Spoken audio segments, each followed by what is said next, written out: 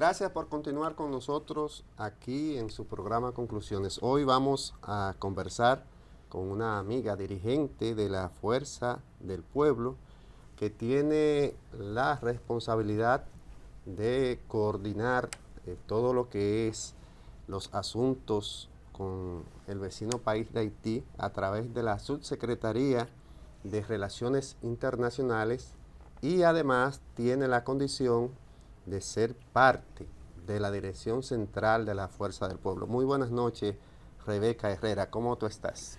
Buenas noches, Quiñones, aquí feliz, contenta de esta noche ya de fin de que ya comienza el fin de semana, hoy sábado, pues Sí. Hablar un poco, entrar a los hogares de los dominicanos que están ahí en su casita, esperando siempre tu programa, porque siempre se enteran de muchas buenas informaciones. Gracias. Rebeca, entrando de lleno, nos gustaría saber, en esa subsecretaría que tú diriges, ¿cuál ha sido la responsabilidad que has desempeñado y cuáles son los logros que has tenido?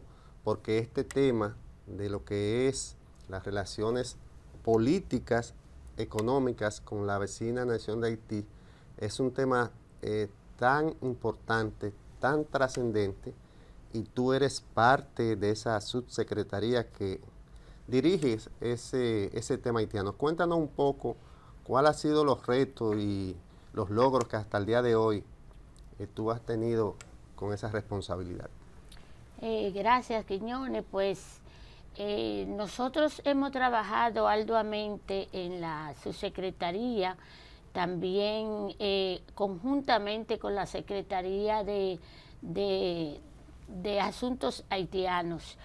Pues los logros nuestros han sido realmente pautar a través de conversaciones que cuando se ha llamado el gobierno a nosotros participar, realmente para nosotros sentarnos en la mesa de escuchar cada uno de la oposición, los partidos y eso, cuál es nuestro punto de vista. Pero también hemos trabajado arduamente porque nos estamos preparando para realmente saber cuál haciendo un levantamiento, cuál es la necesidad de este país frente a la situación haitiana, pero no solamente frente a la situación haitiana, sino frente a una comunidad internacional que quiere imponer en nuestro país, pues fuera de contexto, fuera de ley, fuera violando todo tipo de condiciones como país que tenemos democrático para nosotros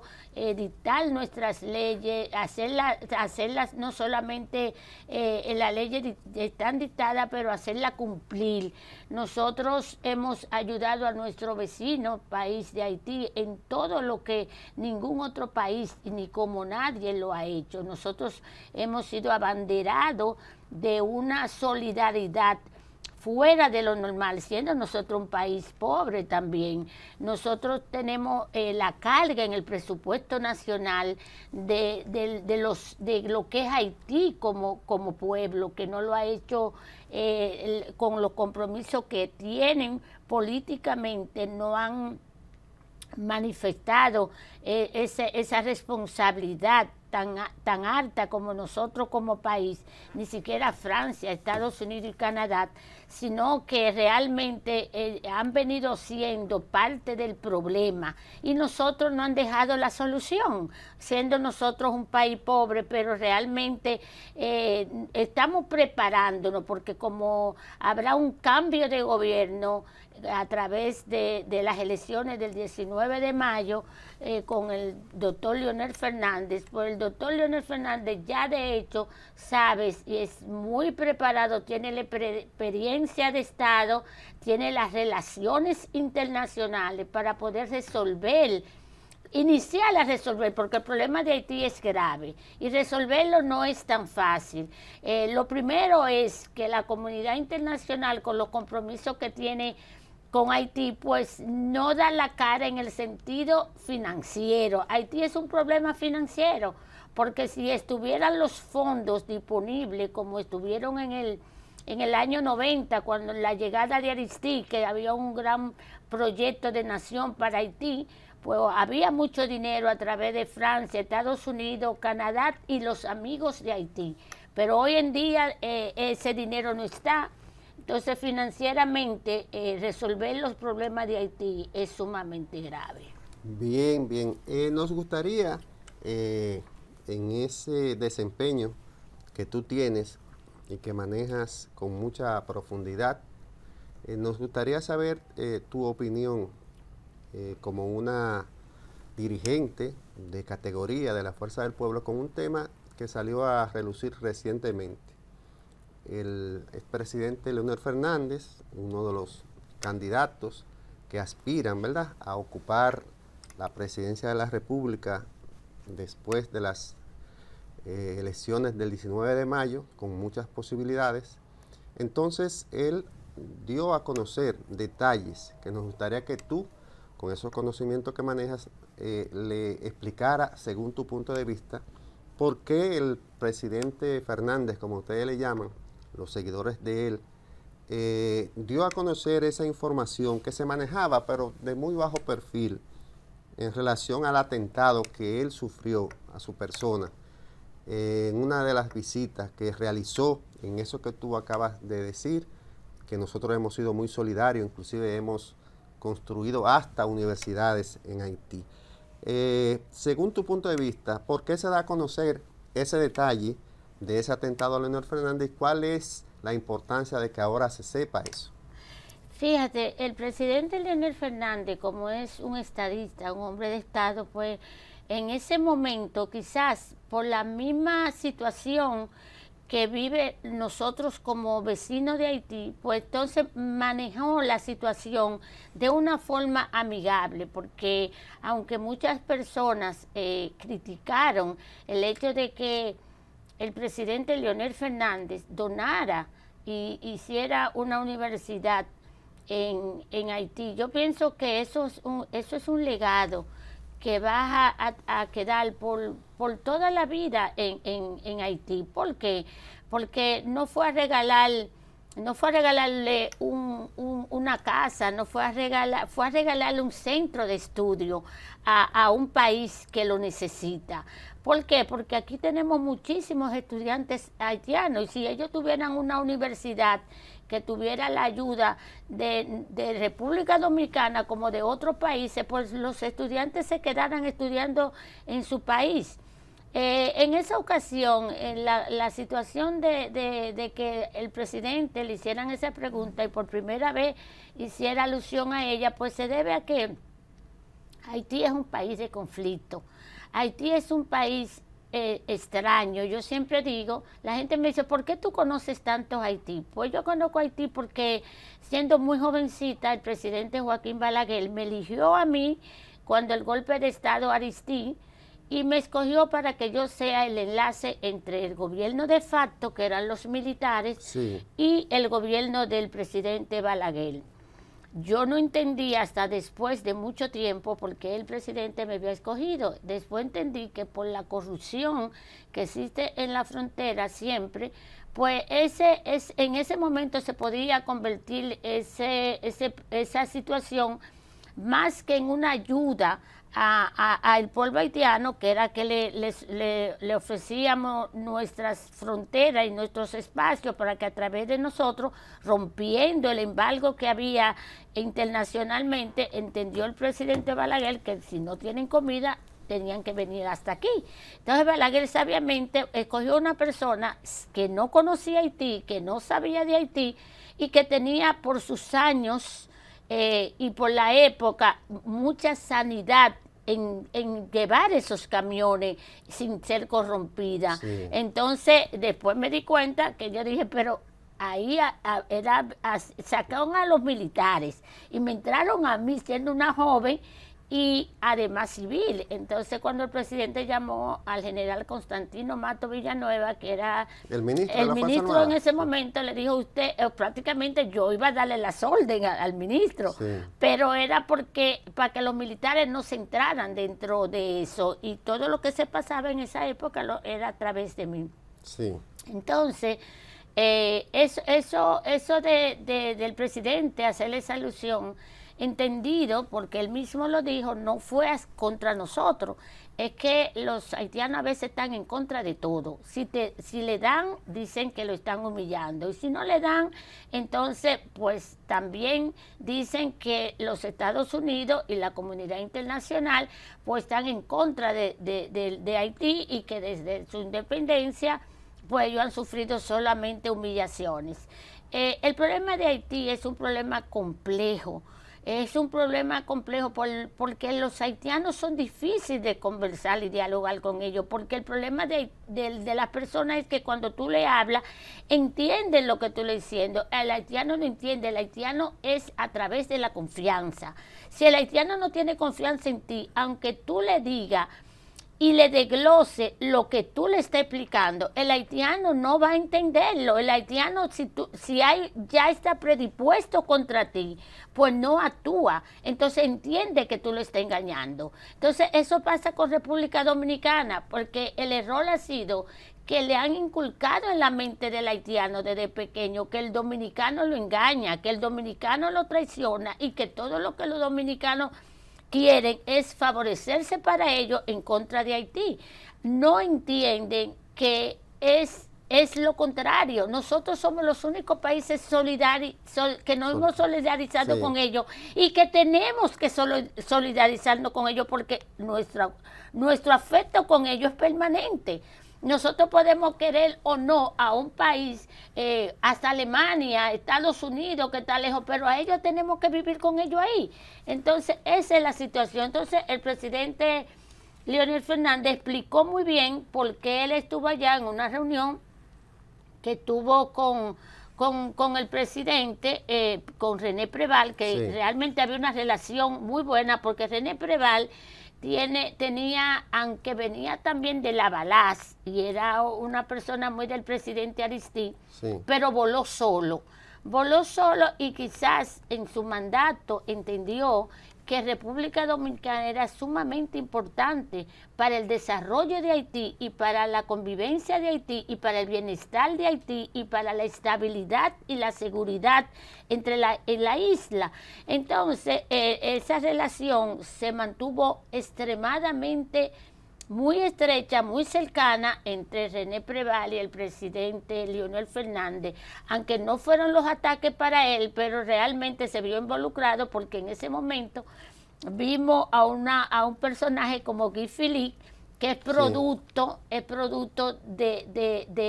realmente la violencia.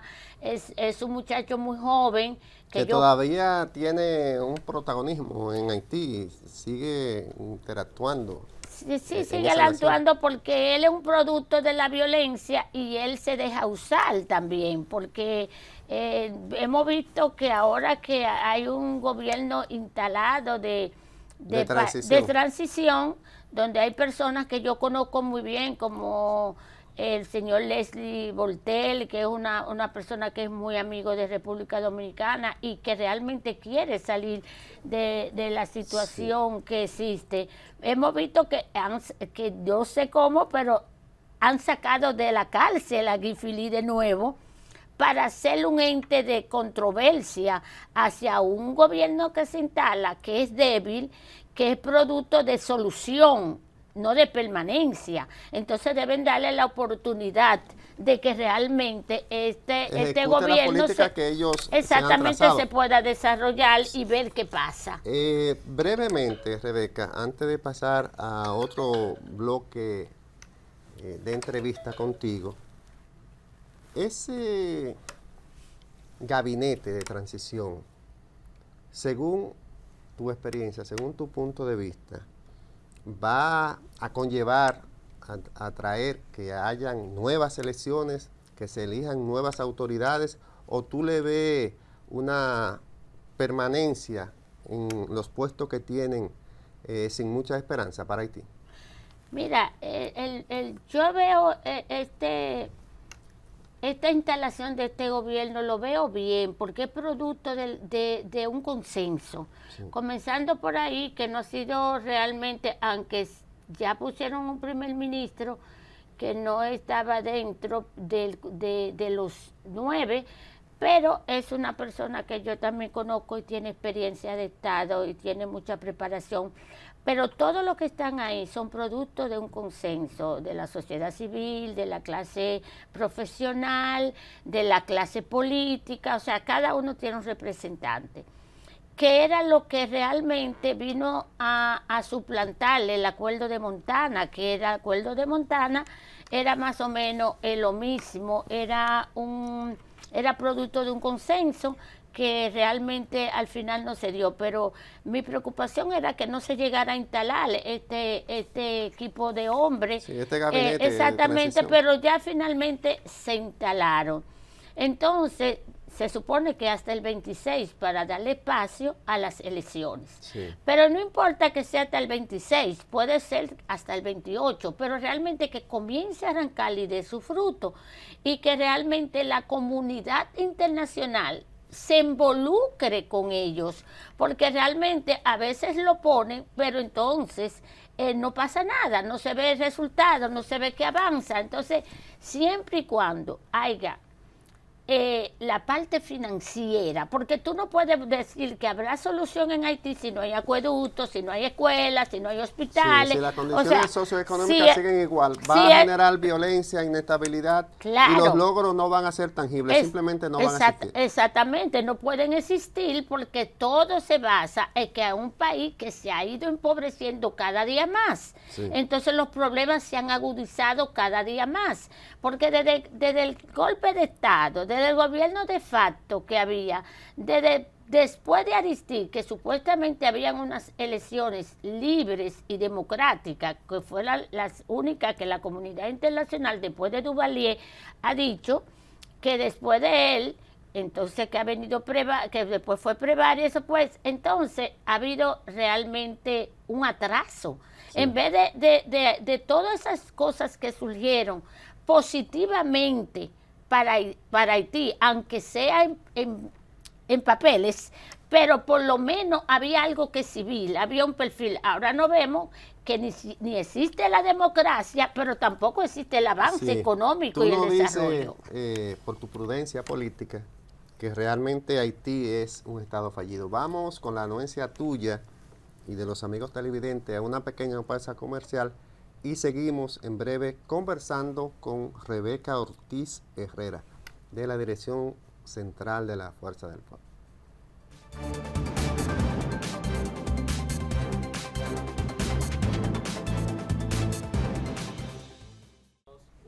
Gracias por seguir con nosotros. En el bloque anterior tratamos con Rebeca Ortiz Herrera de manera relativamente amplia el tema haitiano. Ella es, como dijimos en la introducción, subsecretaria de Relaciones Internacionales con la responsabilidad de tratar de sugerir políticas a la dirección de la Fuerza del Pueblo en relación a ese tema. Pero ahora vamos a aprovechar el tiempo con Rebeca y vamos a hablar un poco del tema actual, coyuntural, las elecciones del próximo mes de mayo. Rebeca, según la expectativa que tiene la Fuerza del Pueblo, ¿cuáles son las posibilidades de que a nivel presidencial, que es y debe ser en cada partido político la principal victoria? Ya sabemos que ustedes vienen desarrollando una campaña muy agresiva, muy permanente a favor de que Leonel Fernández regrese a la presidencia de la República. Hasta ahí estamos bien. Nos gustaría que tú nos explicaras un poquito más cuáles son las políticas que se van a aplicar a nivel de campaña. Y otro punto es, de los 32 diputados que también se van a escoger en las elecciones del próximo mes de mayo, el día 19, ¿cuál es la expectativa que tiene la Fuerza del Pueblo? ¿Qué cantidad van ustedes a ganar? Y la cantidad de diputados, ¿cuál es la meta que ustedes como partido tienen obtener la victoria? Sí, mira, en la Fuerza del Pueblo realmente hoy en día ha roto un gran esquema en la sociedad dominicana y sobre todo en la mente de los dominicanos. Y yo pienso y digo que el presidente Abinader y candidato por el PRM se precipitó y tiene casi 4 años diciendo que él tiene un 80%. Entonces yo pienso que él se precipitó, porque como buena alumna del presidente Joaquín Balaguer, Tú te confiesas reformista de formación. y buena alumna del líder y presidente Leonel Fernández, siempre digo, las elecciones se ganan en un mes y se determinan en la mesa electoral, el día de las elecciones. Entonces vimos a un presidente candidato como el presidente Abinader en una lucha insistente de percepción. Y una percepción que lo llevó hoy a ser desnudado por el partido de la Fuerza del Pueblo con su líder Leonel Fernández y demostrar ante el pueblo dominicano que no es verdad que el presidente tiene el 50%.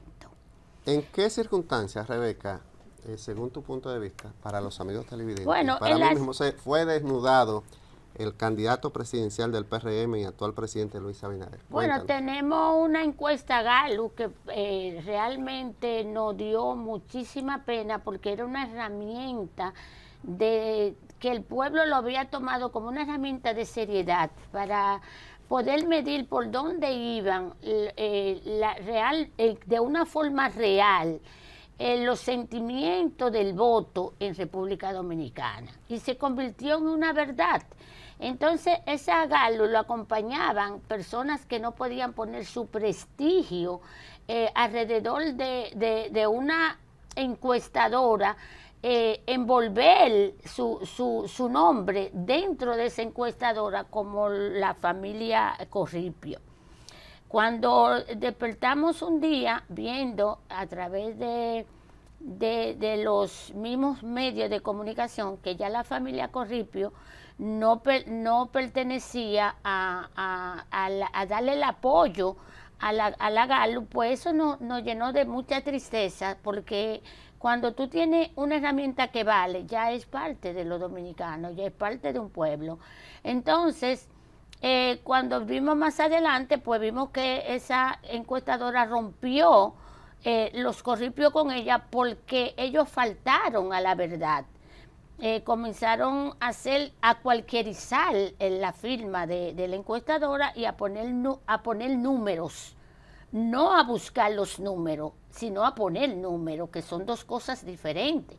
Entonces, hemos visto cómo las encuestadoras serias, las serias son las de trabajo, las que tienen cada partido, incluyendo el PRM, porque el PRM tiene su encuestadora y tiene la encuestadora real, tiene sus números reales.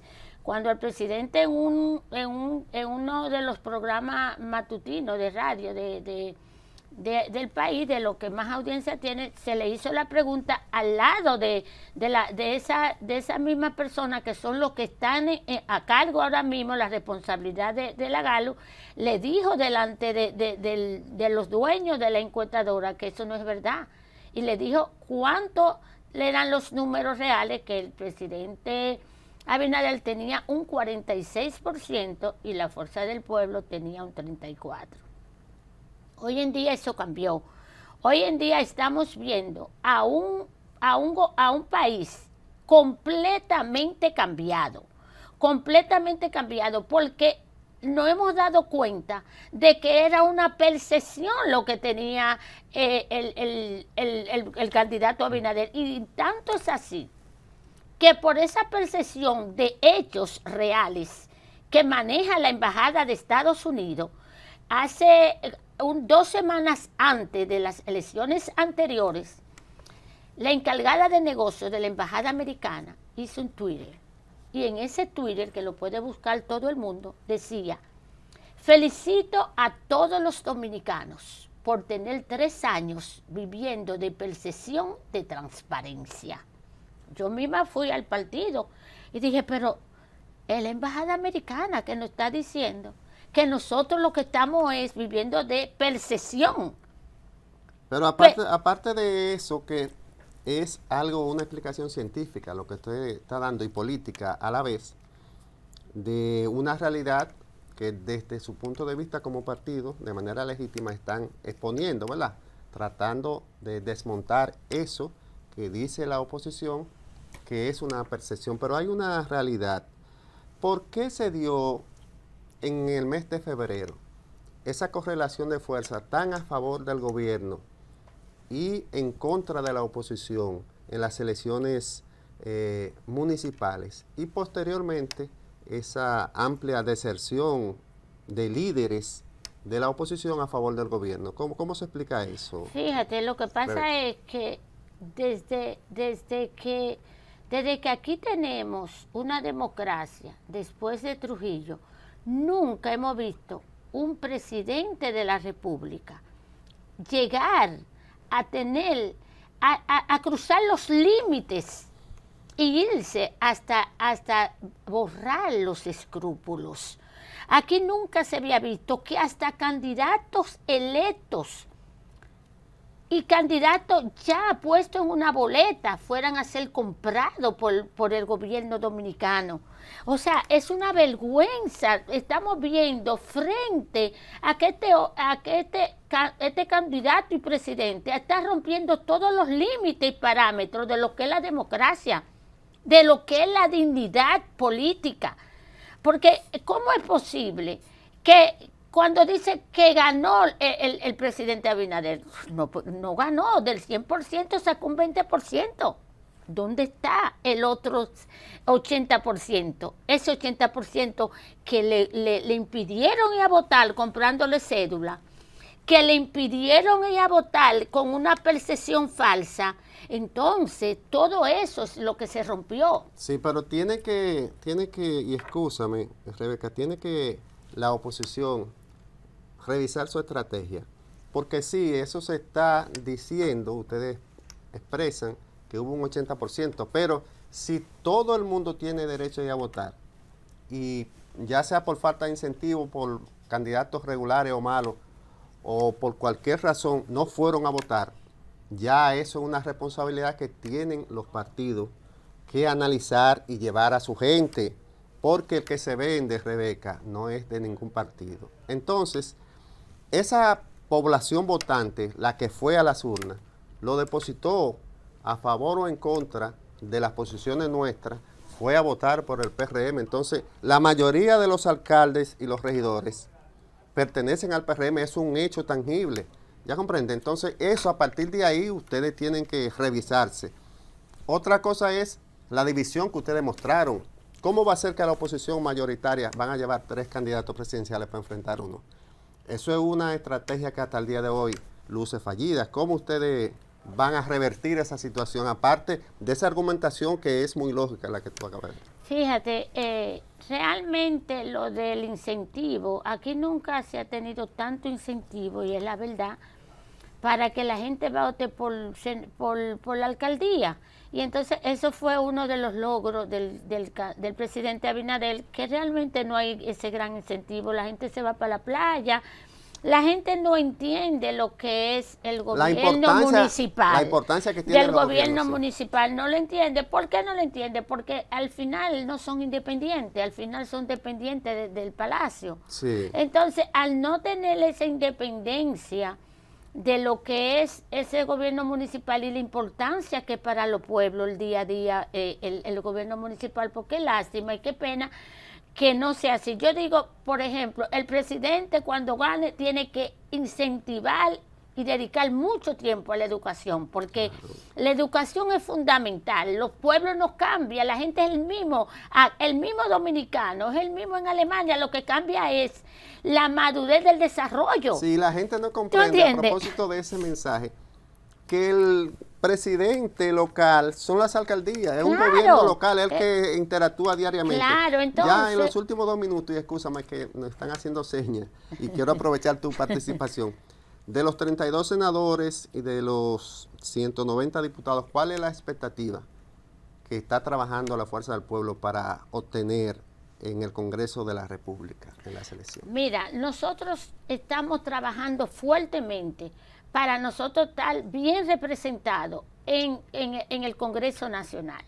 Tenemos una bendición de Dios como Omar Fernández, y con Omar Fernández va a arrastrar muchos jóvenes, porque este partido está trabajando para que los jóvenes sean los que vayan al Congreso Nacional, porque el futuro es de los jóvenes y realmente el mundo cambió y quien lo más lo entiende son la juventud.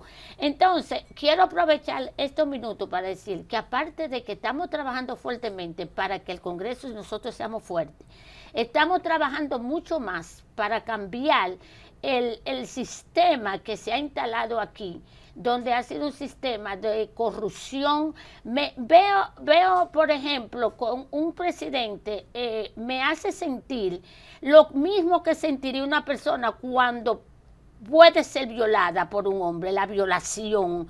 Y siento que el presidente Abinader está actuando como un violador, que tú te asustas cuando lo veas, y eso está tratando Abinader de asustar al dominicano y de violarle sus derechos, sobre todo democráticos, porque los derechos tú no puedes violarlo, comprarlo con la pobreza, comprarlo con la falta de derecho a comer, que es un derecho que debe de darle todos los gobiernos a su pueblo, con el derecho de la salud, con el derecho de la educación y sobre todo con el derecho a la dignidad. Usted no puede, señor presidente, arrastrar la dignidad de un dominicano que porque quizás fue a ser, quiso ser diputado y no logró hacerlo, quiso ser el senador, quizás no logró salir en unas encuestas, pero quizás se endeudó un poquito, porque esas deudas que se quedan le traen preocupación, y usted traicionó lo que es de esa persona, su dignidad. Usted traicionó de esas personas su pobreza. Usted traicionó el derecho a un sentimiento, y el sentimiento es un partido político. Usted no lo puede romper esos sentimientos, porque esos sentimientos van conjunto con la dignidad y la democracia de los pueblos. Bien, Rebeca, gracias por tu participación.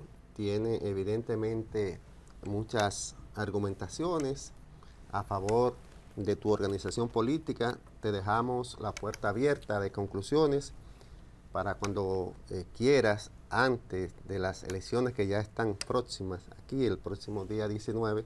Y a ustedes, amigos televidentes, gracias como cada sábado por permanecer con nosotros esta hora. Wency Wilkinson está en una asignación especial y va a estar con nosotros el próximo sábado. Pasen todos muy buenas noches.